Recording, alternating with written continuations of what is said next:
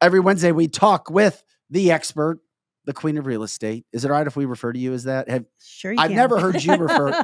I've never heard you As refer to opposed yourself. the Queen of Carpets. I was thinking that. Oh my You're God, not in that's St. Louis. You don't know what wait I'm a talking minute. about. What was that? Becky? Becky, Queen of Carpets. the Queen of Carpet. Right. Kathy, the Next Queen week, of I want Real to see me Estate. on a carpet, flowing carpet back here, guys. That would makes be Tabitha the Princess of Tile. I have no problem with that. Yeah, but Yeah. if we have one of those, it would have to be a beautiful carpet Yes. from one of our advertisers, Let's being do Carroll it. House. Let's So do it. Kathy Brooke, on a carpet Brooke, from give me Carroll a House. beautiful carpet next week. Hey, welcome in. Happy Wednesday. We're glad you're Thank you. here. The only reason I was joking about we get you in for real estate to have you talk about what's going on there is the fact that and Scotty, when you get a chance, I may have gotten knocked off video. Oh, did you really knock him completely off video? No, you're back. You're You're back. back. Good It's go. all good. You're I'm up. back. We'll You're fix back. that. We'll fix that shot in just a second. People are like, hey, after you talk real estate, Kathy knows so much about the world. We want to know more about like Kathy? Because we were starting to freelance a little bit last week about world events, things of that nature. They want to talk with you about that. Okay. What happened? What do we need to know in the last week of real estate? Oh man, it's dismal. The last week, it's Thank you especially for being here. honest. Yes.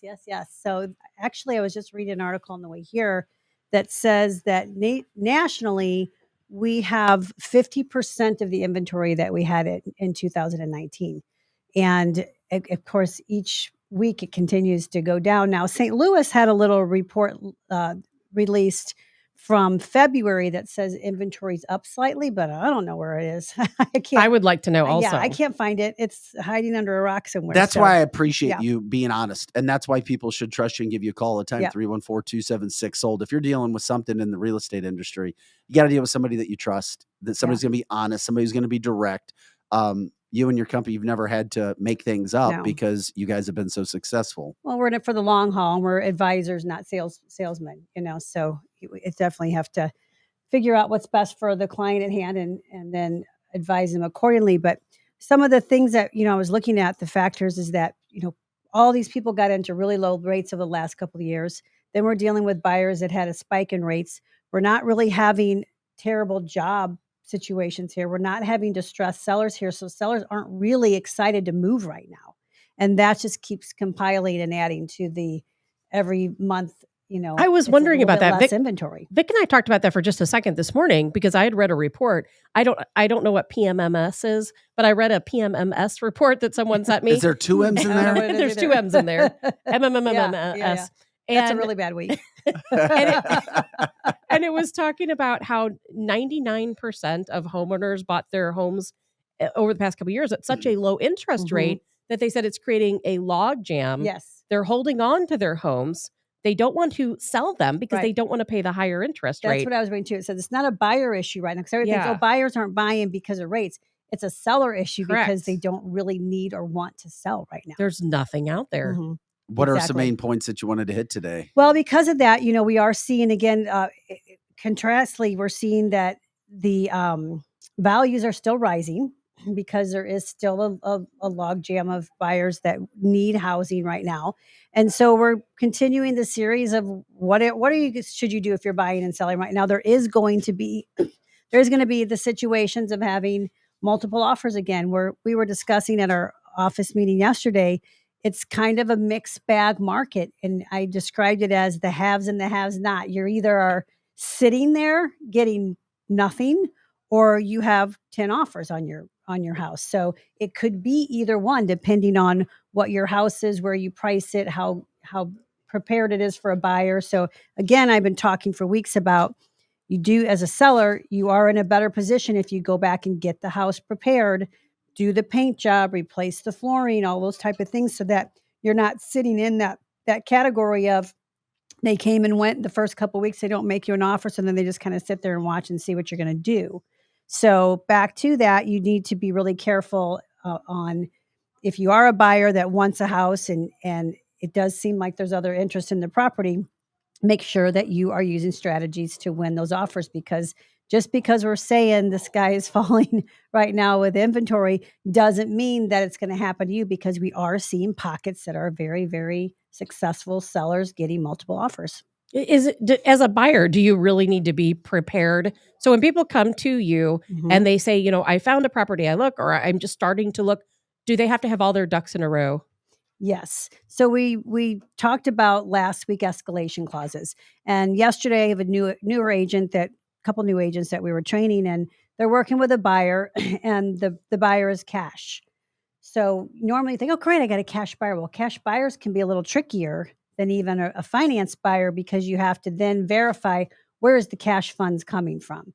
So the conversation yesterday was, do I wait until after we go under contract and then have them prove the funds? And the answer is absolutely not. You've got to get all your ducks in a row ahead of time, because you don't know if there's going to be another offer on the house.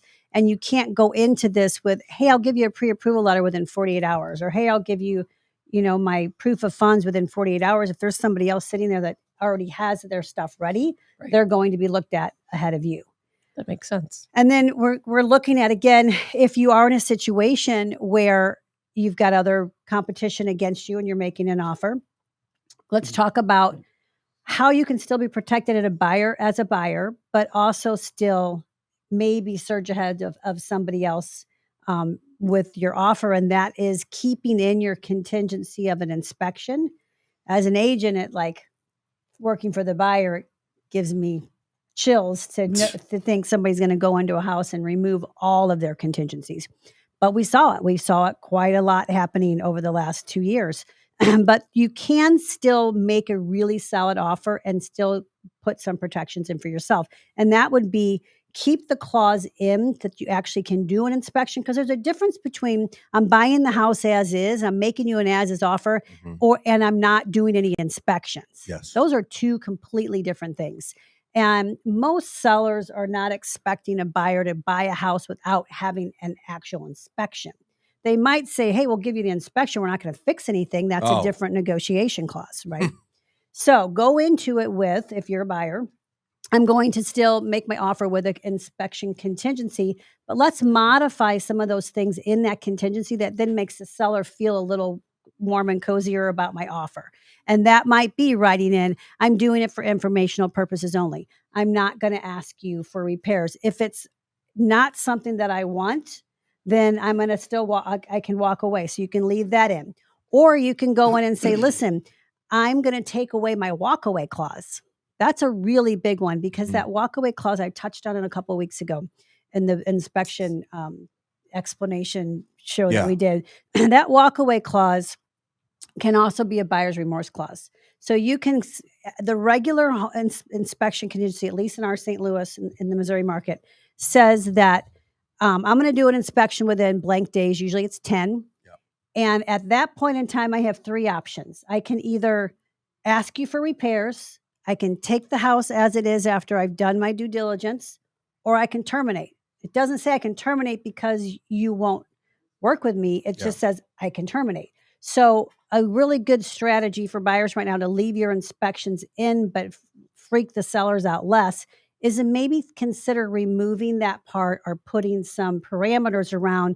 I'm just not going to be able to walk away because I've changed my mind. Right. After I've chased away 20 other of your buyers and you picked me.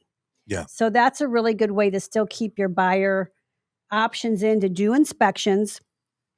Leave that in or take that out, because now what you're saying is, look, I'm doing inspection. It's either going to be A or B.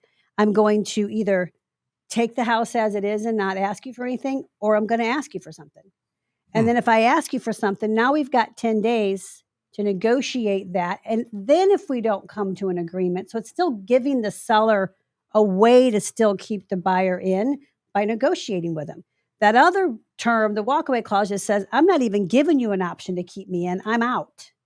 So you can take that out, and that gives you a little bit more wiggle room with that seller to at least know, listen, I'm game to buy this house, provided that there's not something that I'm not expecting on the surface that comes up with these inspections. Kathy, can people around the country call the same number too, and you hook them Yes. up with people that you have? Once again, Absolutely. talking with Kathy Helbig, because what she is explaining is good for anybody living anywhere across the country. It doesn't just have to be in the St. Louis area. It's Kathy Helbig Experience Real Estate Partners. Expect to be moved. 314-276-SOLD. 314-276-SOLD. Yeah. You got it. So it used to be fun buying a house. It did. You'd go out on a Sunday Yeah. afternoon, get a latte, and go, I like this one. And then Yep. you go through the rigmarole. Someone on the, I'll try to paraphrase this a little bit, but someone wants to move. Mhm. Everyone knows it's pretty stupid to sell a house right now, right? I mean, is it something Well, that you it could do? depends. I mean, people have got a lot of depends. equity in it. Yeah. Let's say you're at 1.1% on this house you're paying over here, right? It's an Gotcha. investment. Is it okay to keep that house, maybe Airbnb it, rent it out, whatever it is? Mhm. Will the banks, the lenders, the mortgage companies say, I see what you're doing. You want that house. You'll refinance it later. Is it something that's harder said? Is it hard to go get 2 mortgages right now? Because selling the first one's probably not the greatest idea if you're Mhm. under a 1% mortgage. Well, it just depends on what your debt to income ratio is. Are you getting income coming in on the house that you're keeping that offsets your debt on that? So no, it happens all the time. Mhm. People have Can multiple you houses all use the the time. first house, the one you're moving out as a business venture? I mean, is it seems more commonplace now that people are like, yeah, I'll Airbnb this thing Mhm. and make money on it. Yeah. Do the banks see it that way? Or are they like, nah, it's still the same rules apply? Yeah, I mean, they see it as it's income coming in that's canceling out your payment that's going out that goes against your debt to income. Let's talk Am I about right? this. Got a mortgage guy in the corner over there. There's more details next week. Okay. Well, Next week. maybe we need the mortgage guy because We do. talk to me about this. $250,000 house, $500,000 house. Mhm. It was 2% a few years ago. 2.5, whatever. Now it's upwards of 7. Three for most. 2.8 was probably a good one. Okay. Now it's upwards of 8, depending on what your credit is. What's the difference in the monthly payment on a $500,000 house? Oh if you go gosh, I through- don't have my calculator. I mean, are we Quite a talking bit. hundreds of almost double. dollars? Double. A double that mortgage? I knew it. See, that's what I was talking. Yeah. It's like, Close. so when you I look mean, your on, rate's double. So this put it is that where way. this is where the sticking thing is for me for the housing market now. Is you used to go on Zillow and it would say average Mhm. mortgage $3,700. I Mhm. was like, I don't know anybody that's just a blue collar worker Mhm. that can look at a house now and go, I can afford that. That's true. There is a group of people out there that cannot afford those type of mortgage payments, but there is another group of people that can.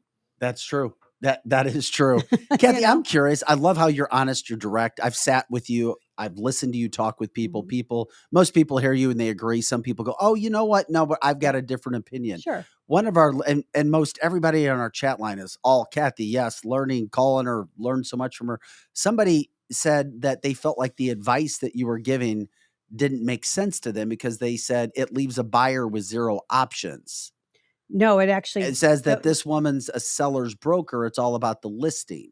No. That was to give. So you have to put a different hat on. So back in a regular balanced market, you're going into when you're representing a buyer, you're going into is like, how can I protect my buyer with every single layer that I possibly can?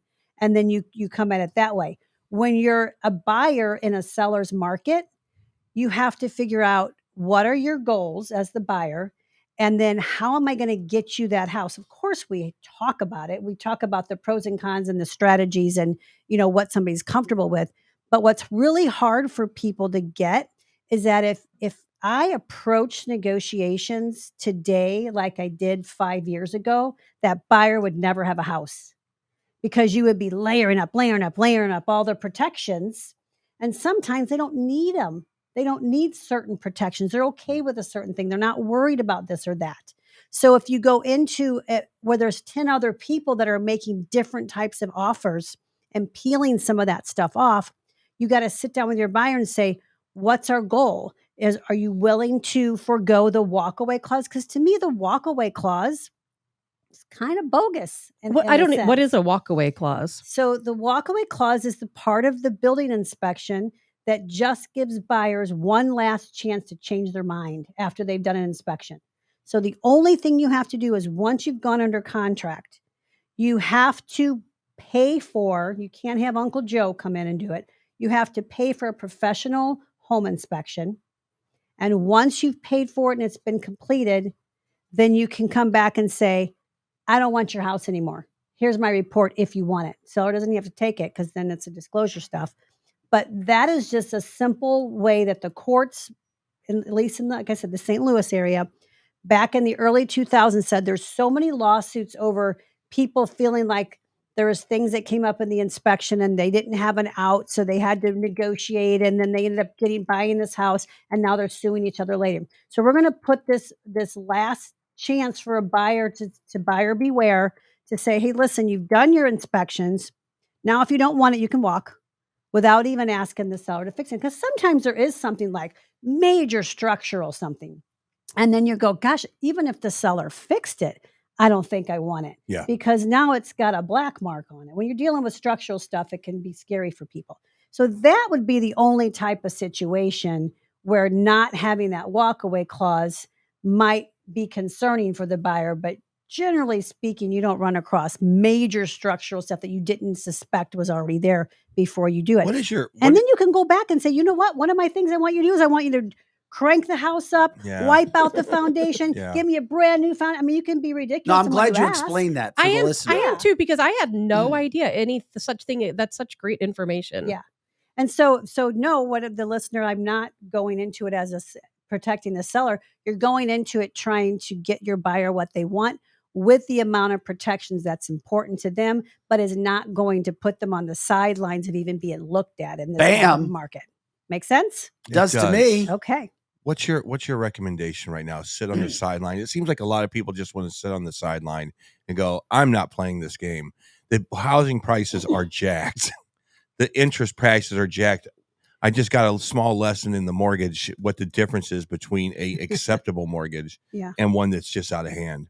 Yeah. How do you, if you were talking to your daughter right now, would you be like, nah, not maybe right now is not the time. Get a nice condo, go travel the world for a while, come back, maybe all this stuff settles down. No, because I know what she's paying in rents. Rent. Bingo. That's the problem. Kathy talked about that last week. If rent rates were low, that Doesn't might make be sense. different. But my daughter is paying a rental price right now that was probably my fourth mortgage a few years back. It's crazy. And so again, with the rates are temporary. You could always refinance them.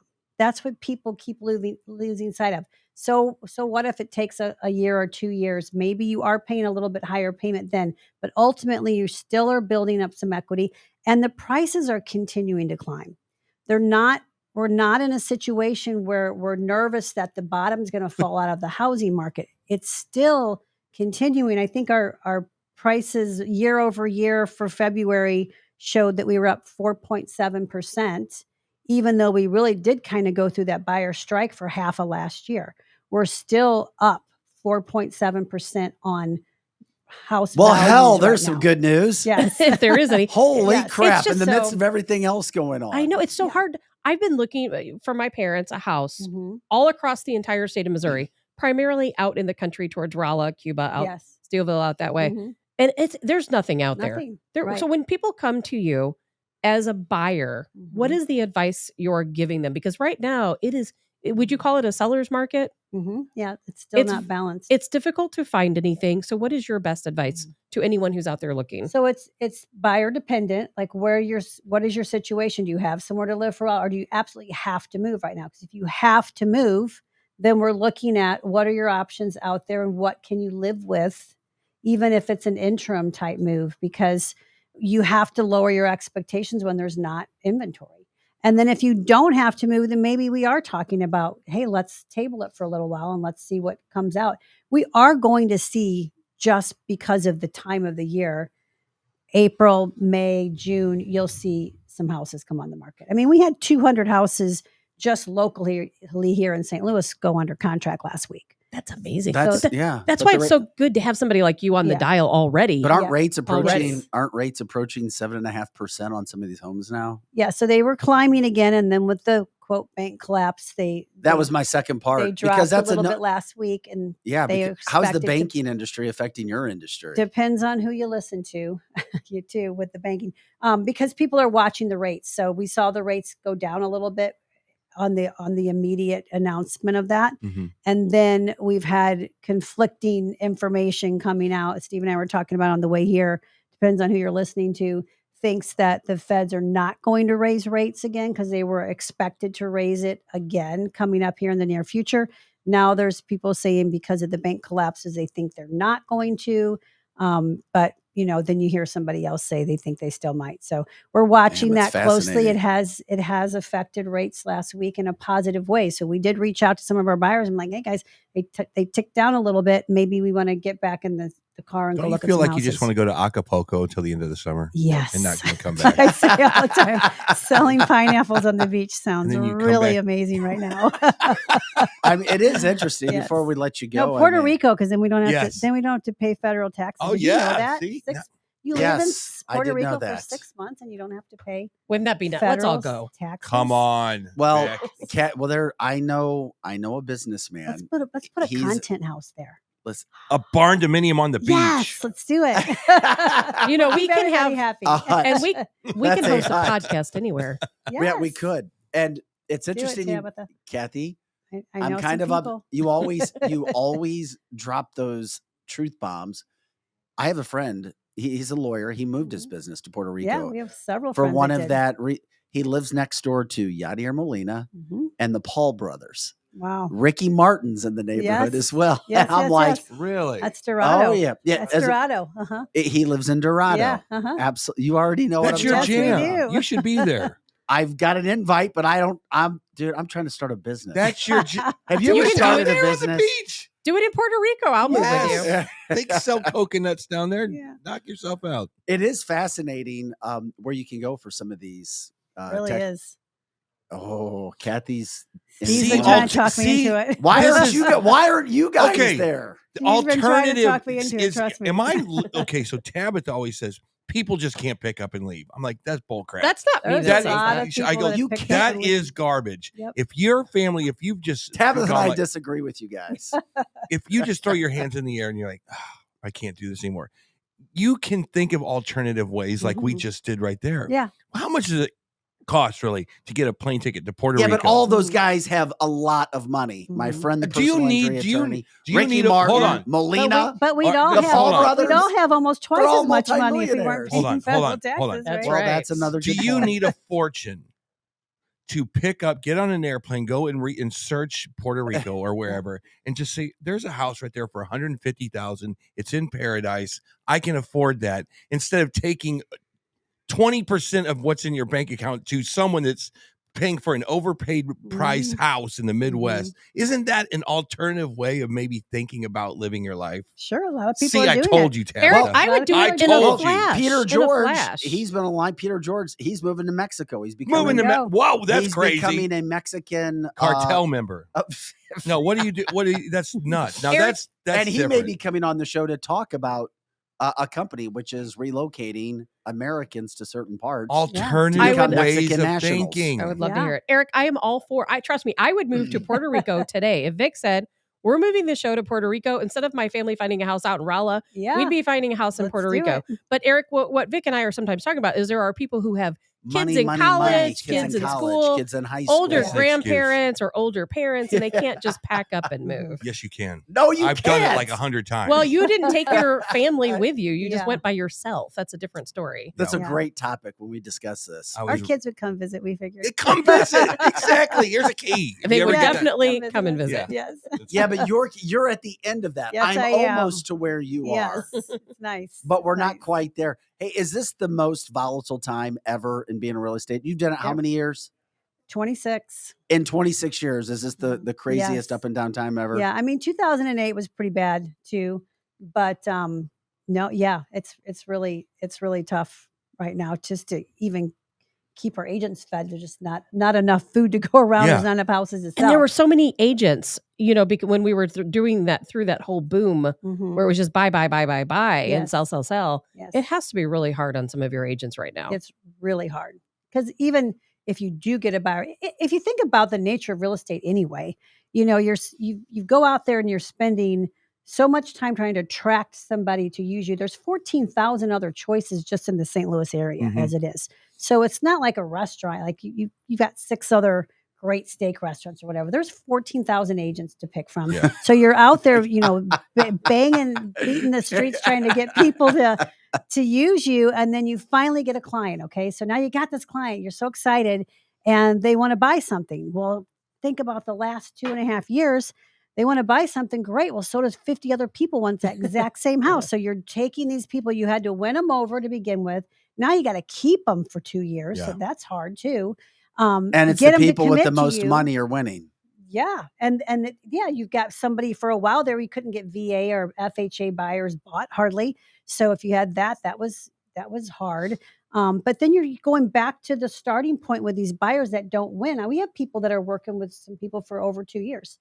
And you don't ever get paid as a real estate agent until they get a house and close. So it's very, very challenging for agents. So hug your agents right now Yes. instead of turning on them. Is 2 I mean, years the time period? Some people, I mean, we had somebody that was in our What? computer database since 18. I had some that But finally maybe just bought a that's house. just them. Maybe they just have a fun time going and exploring I mean, houses. there's those people, but no, we have some legitimate buyers that they want a specific thing. Exactly. It's not And they'll easy. buy it when it comes up, but if it's not here, they're not going to just go buy something right. else. And Mhm. so you've already connected with them, you're working with them, you've got 1 year or 2 years worth of work into it.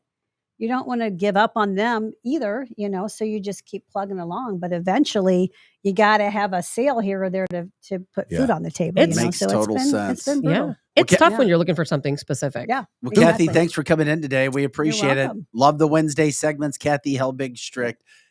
Experienced real estate partners. Expect to be moved. Expect to be moved. Expect to be moved. 314-276-SOLD. 314-276-SOLD.